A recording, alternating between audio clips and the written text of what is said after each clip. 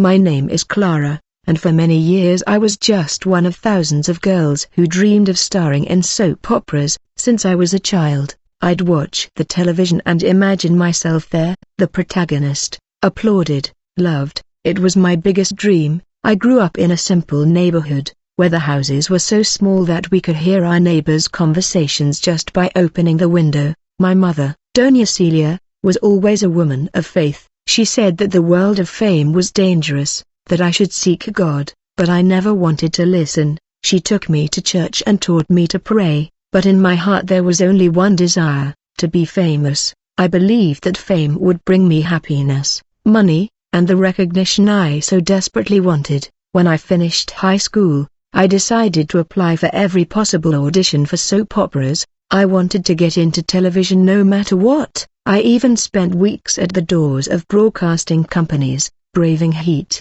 hunger, and humiliation, waiting for an opportunity that never came. The auditions were cruel. I heard directors laughing, sizing me up from head to toe, and uttering phrases that destroyed me. You don't have the makings of a leading lady, your face isn't striking, you need to improve your body if you want something here. I always left with a smile on the outside, but crying on the inside. When the doors didn't open, I started accepting invitations to parties where they said, that's where the opportunities appeared. At these parties, the producers chose the hottest girls of the moment. I deluded myself, thinking that if I were in the right place, with the right people, my time would come. That's when I met Lucio, a famous producer, who seemed interested in helping me. He said he saw potential in me, that I needed to be a little bolder to gain space. Desperate, I started accepting everything. Lucio promised me roles, said I was almost there,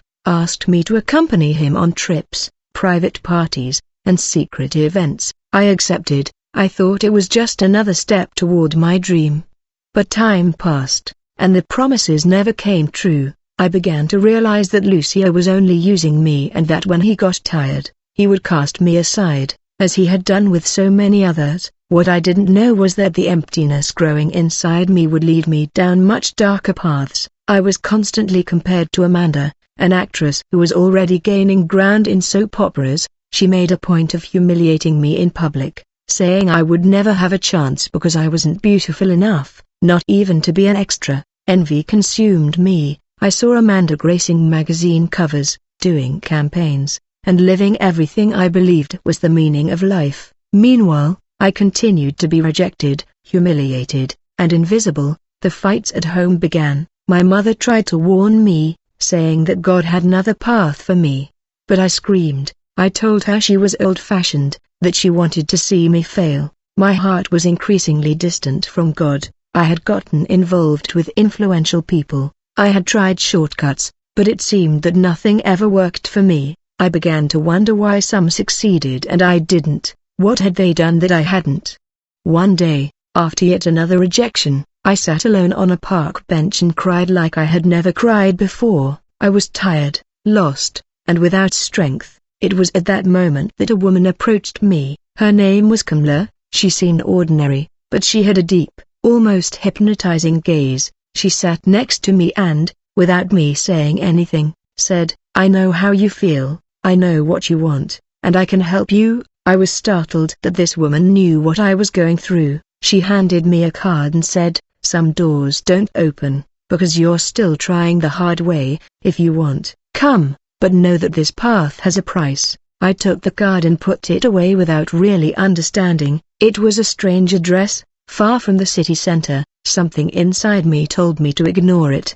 But another part, the desperate part, began to consider it. The days passed, and the doors remained closed. Lucio disappeared, Amanda got another leading role, and I remained alone in the same place, feeling like a failure.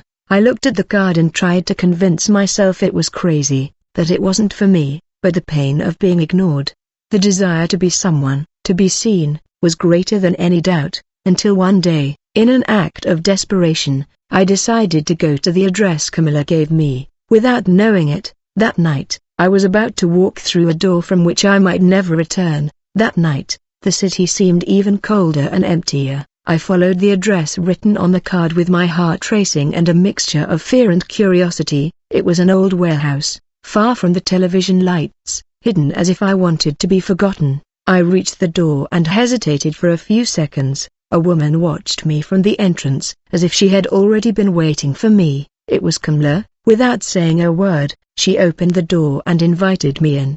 The smell of incense was strong. There were lit candles, strange symbols on the walls, and people dressed in black staring at me. I felt a shiver, but something kept me from leaving. I wanted to know what it was. Kamla led me to a private room with a simple table and a glass of wine. Across the table, an elegant man in a black, impeccable suit watched me with a cold smile. He introduced himself as Raoul. Raoul spoke with a disturbing calm. He said he knew about my failures, the closed doors, the years wasted trying for something that never came to fruition. I felt naked before him.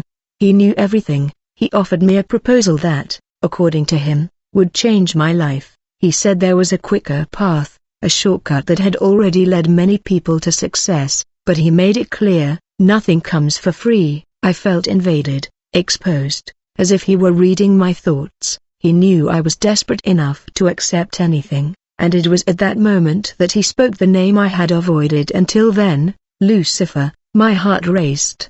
He told me that the world of fame is controlled by pacts, by invisible alliances the public will never know, that the great names I admired had already made the same choice. Raoul's voice was seductive, almost hypnotic. He said he could give me everything: fame, wealth, prestige, but in return I would have to give something, my soul. The only condition was to seal the pact with an object of emotional value. At first, I hesitated, but Raoul went even further. He said he knew about my mother's Bible, the one she used to pray for me every day. The days I felt the ground disappear beneath my feet. I told him I would never give it up, but he smiled and said, "The Bible can stay with you, as long as your heart no longer belongs to it." I was in shock, trying to understand what was happening. Camilla approached and placed my hand on a paper with words I didn't understand. She held a dagger and offered it to me. I trembled. I wanted to run away, but at the same time, the promise of finally being someone spoke louder. With tears in my eyes, I made a small cut in the palm of my hand and signed it with my own blood. Raoul took the paper and threw it into a candle flame. The contract disappeared, burning in the air. A strong wind blew through the shed. The ritual didn't end there. They led me to the center of the room, where a symbol was drawn on the floor. I was instructed to repeat strange words, and when I finished, I heard a cold whisper in my ear, "Now you are mine." My legs went weak. I almost fainted. Kamla held me and told me everything would be okay, that I was now part of something much bigger, but deep down, a part of me knew I had crossed a line of no return. Raoul disappeared from the room as if he had never been there. Camilla walked me out and said, "Now watch how the world will open up for you." That same night, I received a call. A producer I would never have been able to contact before was offering me a major role in a soap opera. The doors suddenly began to open like magic. I didn't know whether to feel relieved or terrified. Something inside me screamed that I had made the wrong choice, but it was too late. From that moment on, everything began to change, and I still had no idea what price I would pay. The following days were both frightening and fascinating. The doors began to open. I opened up in a way I'd never imagined. Audition invitations poured in as if everyone suddenly knew my name, and the strangest thing was, I was always chosen. Lucio, that producer who had disappeared from my life, reappeared out of nowhere. Now he treated me like I was a star. He said I was the new hotshot on television, that everyone was watching me. I didn't understand how this was possible, but I accepted. The first role I got was exactly the one Amanda, my biggest rival, had tried to win. The role was taken from her at the last minute and given to me. When we passed each other in the station hallway, she just looked at me with a mixture of hate and fear.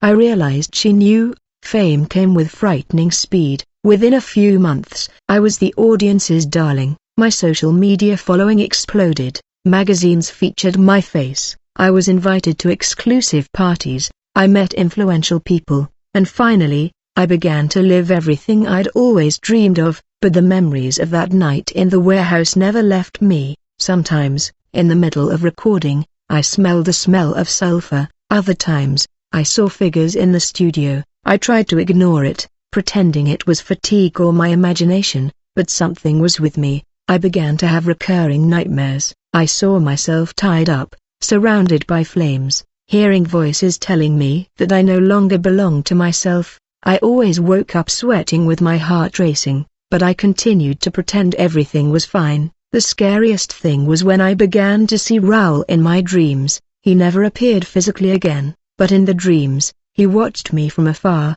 as if controlling me, always with that same cold smile. Camilla called me frequently, as if monitoring me. She would say strange phrases like, "We're proud of you, and now you're fulfilling your role." I didn't understand who they were, but I felt I wasn't alone. One early morning, I woke up with scratch marks on my back, as if someone had attacked me while I was sleeping. I went to doctors and had tests, but no one could explain them. The marks simply appeared and disappeared. My mother, Doña Celia, continued praying for me. Without knowing what I had done, I drifted further and further away from her. Because just hearing about God made my chest burn. It was as if something inside me rejected anything related to Jesus. The million-dollar contracts started coming in. I became one of the network's most sought-after actresses. I bought a luxurious apartment, imported cars, expensive clothes. I was finally someone, but the emptiness inside me grew as fast as my fame. I had everything I ever wanted, but I felt increasingly lost. I began to get involved with alcohol, wild parties, and empty relationships. I was surrounded by people, but I felt alone. Once, while filming a scene, I looked in the dressing room mirror and, for a second, saw Raoul's reflection standing behind me. When I turned around, he was gone. I was trembling, but I continued as if nothing had happened. It was as if that pact would never let me forget. Amanda, my old rival, left the artistic world after a string of failures. I discovered that she had also made the same kind of alignment, but something went wrong along the way. They said that she freaked out, but deep down I knew there was something more. I began to notice that some people at the network seemed to know about what I had done. Strange smiles, looks that followed me. It was as if there was an invisible network of pacts that maintained the success of many people. What tormented me was the fact that, no matter how much I achieved everything, the voices reminded me constantly, "You're ours." They whispered backstage, in the empty hallways, and even when I was surrounded by people, the parties became increasingly exclusive. They were places where cell phones were banned, where only very well-selected guests were allowed in. At one of these parties, I saw things that I still regret having witnessed. It was a dark environment, where fame and success seemed to be being sold for a price many people ignored. I saw people crying, I saw empty eyes, I saw fake smiles, and I realized I was already part of it. But even with all this chaos, I kept searching for more. I thought that the more famous I was, the more fulfilled I would be. I was wrong, and I still had no idea of the hell that was about to engulf me. My life became an avalanche. I could no longer walk the streets without being recognized. People shouted my name, asked for photos, wanted to be near me. I was, finally, the actress everyone wanted to see. Advertising campaigns began desperately seeking me out. Clothing brands, perfumes, cars. I started making money in a month. What most people would take decades to earn, the money simply didn't stop coming in. I bought a luxurious penthouse in the South Zone, overlooking the sea. I had access to imported cars, international travel, parties on yachts with celebrities and politicians I'd only seen on television. I became an icon. My schedule was packed. I was filming soap operas, hosting events, and appearing on talk shows. Everything seemed perfect. I was at my peak, but inside me a shadow grew, and I did everything I could to ignore it. The nights became my greatest torment. The nightmares intensified. I dreamed of a dark place, full of screams, where figures pulled me by the legs and dragged me through endless corridors. I woke up sweating, with my heart racing, and often with marks on my body. I started drinking more and more to try to forget. At parties, everything was over the top, expensive drinks, drugs flowing freely, banal conversations, and the more I tried to drown myself in that routine, the emptier I felt. At one of these parties, in the most exclusive VIP area, I met Camilla again. She was different. She seemed even more powerful, surrounded by people, important people who treated her like a kind of invisible queen. She approached me, smiled, and said, "You're doing very well, Clara. But you haven't reached the top yet. There's something bigger missing, something only the chosen ones can achieve." She looked at me as if she were about to offer me something even more profound, but before she could say anything else, she disappeared into the crowd. I began to notice things I hadn't seen before, glances that met, discreet symbols on necklaces, rings, tattoos. I began to understand that there was a secret network of people in power connected by the same pact. My social media exploded. I was in every magazine, in every headline, but when I looked in the mirror, I no longer recognized who I was. My smile was automatic. I was in control of the television, but I had lost control of my own life. Loneliness became my companion. I had millions of followers, but no true friends. People approached me out of self-interest. They wanted a piece of my success. I felt like a commodity. One morning, I woke up and saw a shadow standing in the corner of my room. My eyes were open. I was conscious, but I couldn't move. The shadow just watched me until, with a cold whisper, it said, "You're doing your part. Keep it up." I screamed inside my mind, but I couldn't speak. I couldn't move. When I finally managed to break out of that paralysis, the shadow had already disappeared, but the feeling that I was being watched never left me. I began to lose weight, develop anxiety attacks, and yet, the next day, I was in front of the cameras with a perfect smile. I was an actress on stage and a prisoner in my own life. My mother kept looking for me. She texted me, left notes, asked to meet me. I ignored her. I didn't want to mix my new life with what I had left behind, but it was impossible to forget her Bible, the one I had carried with me since childhood. Even without opening it, I couldn't give it away. It was as if a small light still lingered inside me. During a recording session, as I waited to go into scene, I heard a voice whispering near my ear, "You'll never be free again." I turned around, startled, but no one was there. I felt a chill run through my entire body. I began avoiding being alone. I started hanging out with empty people, frequenting increasingly dark places, getting involved with dangerous people, all to try to feel alive. But it was as if I was sinking even deeper. Deep down, I knew I was being driven by something that wasn't natural. The fame I'd so desperately sought now felt like a heavy chain tied to my feet, and as happy as I pretended to be, the emptiness eaten me away. I had already achieved everything the world could offer, but something told me it wouldn't last forever, and I still had no idea what awaited me in the next steps on this road. The nights became increasingly unbearable. What had once been just nightmares now felt like real invasions of my home, of my body, in my soul. I would wake up in the middle of the night with deep scratches on my back, as if I'd been attacked by invisible claws while I slept.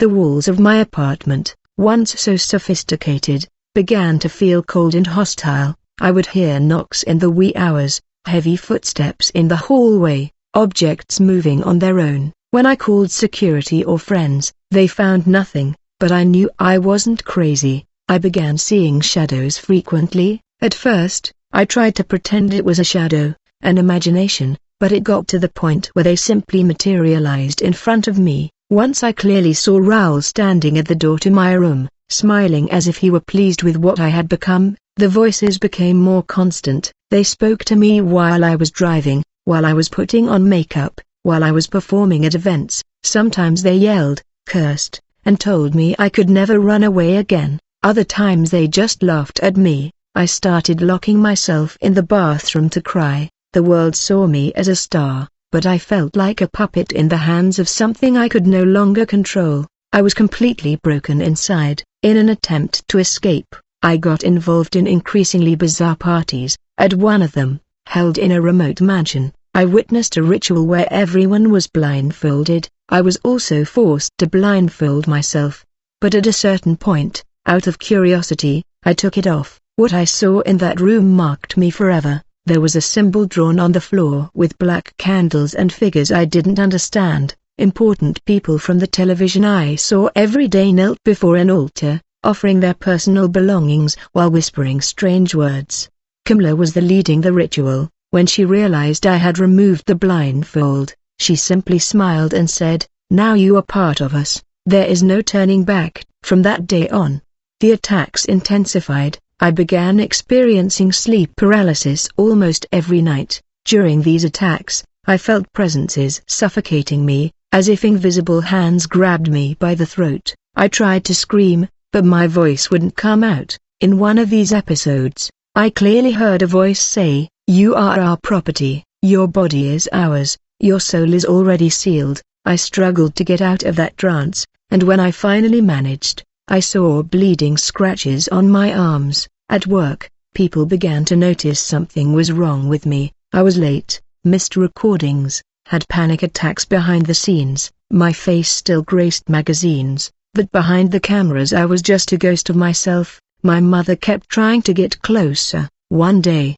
without warning, she appeared at the door of the station with a Bible in her hand. She hugged me so tightly that I started crying right there in front of everyone, but I soon pulled away, embarrassed. I was already too far away from her and everything she represented. That night, something happened. Lying on the couch, I felt a weight on my chest. It was as if something huge was sitting on top of me. I couldn't breathe. I knew I was awake, but my body didn't respond. Between tears and despair, I managed to move only one finger and touched my mother's Bible, which happened to be there. Instantly, I felt the weight lift. I sat there crying uncontrollably, feeling a presence of peace that I no longer remembered. It was the first time that, even without understanding, I whispered a prayer I learned as a child. "God help me," that's all. And for a brief moment, I felt as if a very bright light had invaded that dark apartment. In the following days, the attacks continued,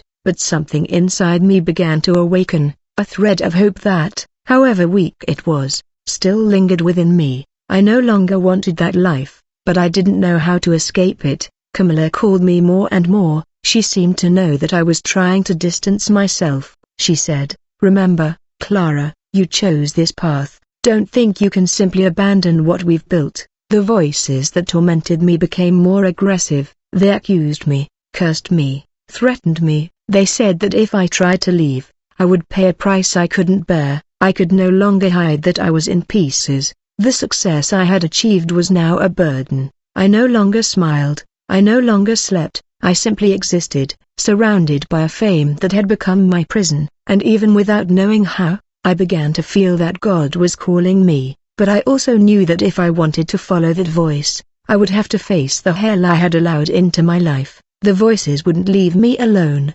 They whispered constantly that I was their property, that I was beyond salvation, that I was already condemned. I tried to ignore them, but it was as if they were inside my head, as if they were part of me. That night, alone in the apartment, after yet another crisis, something violently pushed me to the floor. I fell to my knees, trembling, and began to cry like a child. I was desperate. I knew I was trapped in a place where no one could save me. It was then that I remembered my mother's prayers. Something inside me screamed, "Talk to God. Talk to God." I was powerless, but with a thin voice I managed to say, "If you still hear me, get me out of here." The atmosphere began to feel strange. I felt a warmth invade the room. It was unlike anything I had ever felt, a warmth that calmed me. For the first time in a long time, silence filled the room. The next day, without understanding why, I turned on the television and stopped at an evangelical channel that was broadcasting a service. The pastor preached as if speaking directly to me. He said, "There is someone who has gone too far, who thinks they can't come back, but God is still waiting for you." That broke me. I started to cry again. It was as if God was reaching me through that screen. I felt I needed to do something, that I needed to get out of there, go somewhere, find help. I remembered the church my mother attended. I got in the car, without telling anyone, and went there. It was a small, unassuming church, but I felt a weight lift off my shoulders as soon as I stepped inside. The service was already underway.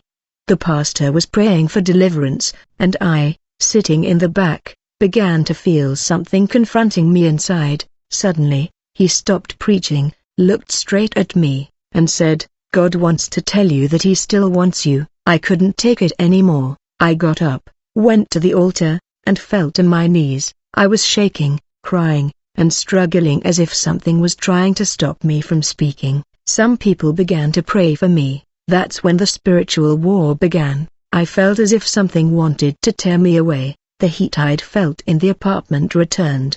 But now it was much stronger. As people prayed, I screamed as if I were being pulled by invisible chains. The pastor, with his eyes closed, said he was seeing chains in the spiritual world and that a signature made in blood was binding me. I began to scream that I no longer wanted that pact, that I wanted to be free. Suddenly, I felt as if a knife had pierced my chest. It was a real pain, as if something was being ripped out of me. I struggled, people kept praying, and I felt the chains begin to break. At that moment, an image invaded my mind, my mother's Bible. I screamed for someone to bring it. I knew that somehow that book carried her prayers for me. Throughout my life, when the Bible was placed on my chest, I felt a peace I had never experienced before.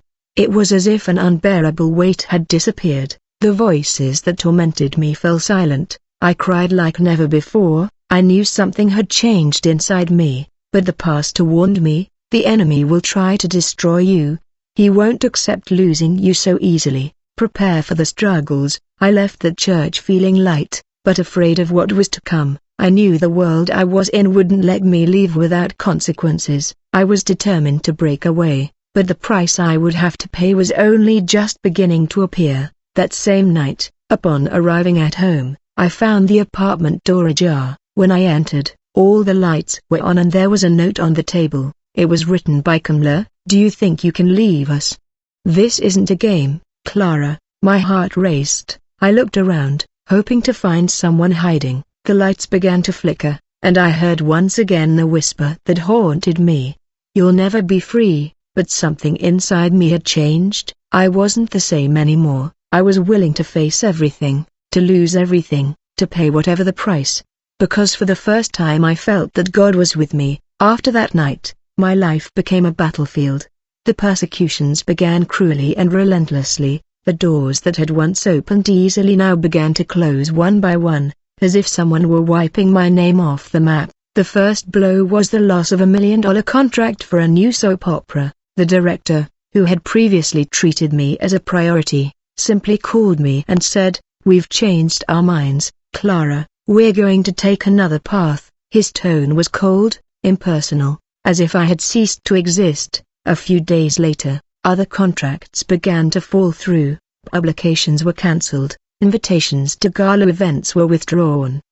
Invitations to TV shows disappeared without explanation. It was as if someone behind the scenes was pulling the strings to bring me down. My manager, who until then had been my greatest ally, called me angrily. "What did you do, Clara? Why is everyone blocking you? Did you step on someone really important?" I didn't respond. I knew exactly what was happening. Kamala reappeared. "Send me a short, direct message. You broke the pact. Are you prepared for the price?" I deleted the message, but the fear remained. I knew she meant it. The voices returned, stronger. Now they weren't whispering, not only at night, but all the time. They said I was a traitor, that I would be destroyed, that I had no way out. They chased me at home, in traffic, in the studio. I had no peace. The spiritual attacks became more violent. At night, I would wake up to my room in complete chaos, things broken, drawers open, furniture dragged. I would awake breathing, knowing something had happened there. I tried to tell some people at church, but most didn't believe the gravity of what I was facing. They said it was psychological, that it was my guilt, but I knew it wasn't. I was being hunted. I went to see the pastor who prayed for me the first time. He explained to me that anyone who breaks a pact like that needs to be prepared to resist until the end, that hell exacts a heavy price when they lose someone who was already marked. The public humiliations began. The press said I was losing my mind, that I had mental problems, that I had abandoned my career because religious fanaticism. Some people accused me of using God as an excuse for my decline. Producers who had flattered me began to treat me like a stranger. Directors began to ignore me. Friends disappeared. The phone stopped ringing. The same people who had put me on top now pretended I never existed. Day after day, I watched my career crumble before my eyes, but as much as it hurt, something inside me told me it was the right path. I felt peace even in the midst of destruction. My mother, Doña Celia, hugged me as if she were welcoming me back after a war. She said she always believed that one day I would return to God. Even when everything seemed lost, I felt small compared to her faith. Kamla didn't give up. She followed me for weeks, appearing in the most unlikely places, trying to convince me to return. She said there was still time, that Lucifer would forgive, that I could get everything back. I slammed the door in her face. The attacks worsened. One morning, I woke to the sound of footsteps in the apartment. I saw Raoul's figure standing on the balcony watching me. When I approached, he disappeared, but on the bedroom mirror, the words, "You are mine," were written blurrily. My nights became a constant struggle, but this time, I began to pray. I cried out to God with strength, crying, screaming, fasting. I knew hell was surrounding me, but I also knew God was strengthening me. I began to testify in churches,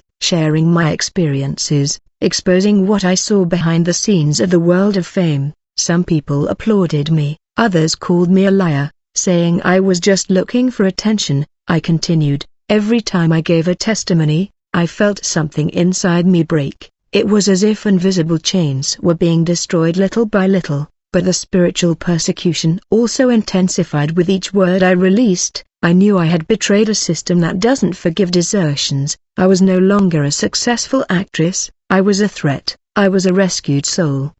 And this infuriated them. Even with the losses, even with the threats, I kept walking. I no longer had the luxury, the fame, the recognition, but for the first time I had something no one could take from me, the presence of God. The consequences of what I had done didn't disappear just because I decided to change. The Pact continued to exact its toll. Hell doesn't accept losing easily, and I was beginning to understand that the fight would last a lifetime. The spiritual attacks became more aggressive. During my sleep, my body was pulled violently from the bed. I woke up with purple marks on my arms and deep scratches that appeared out of nowhere. No doctor could explain it. I began to suffer panic attacks in the middle of the street. Suddenly, I felt invisible hands squeezing my neck, suffocating me.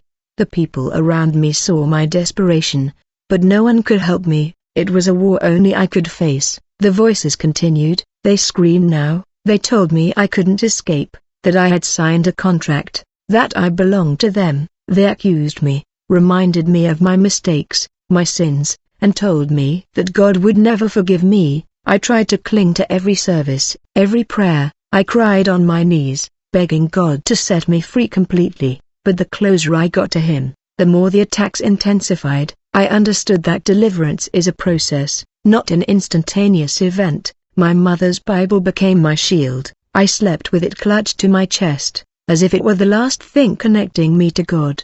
On many early mornings, it was that book that gave me the strength to keep breathing. Some brothers from the church began to accompany me. They prayed with me, fasted, visited me. They knew what I was facing was real. I wasn't just a repentant ex-actress, I was someone who had a powerful pact had been broken and now she was being hunted. Kamla didn't give up. She kept showing up. One day she found me at the door of a church and said, "You'll never be happy here, come back while there's still time. You know we can give you back everything you lost." I looked her in the eyes and replied, "You'll never have my soul again."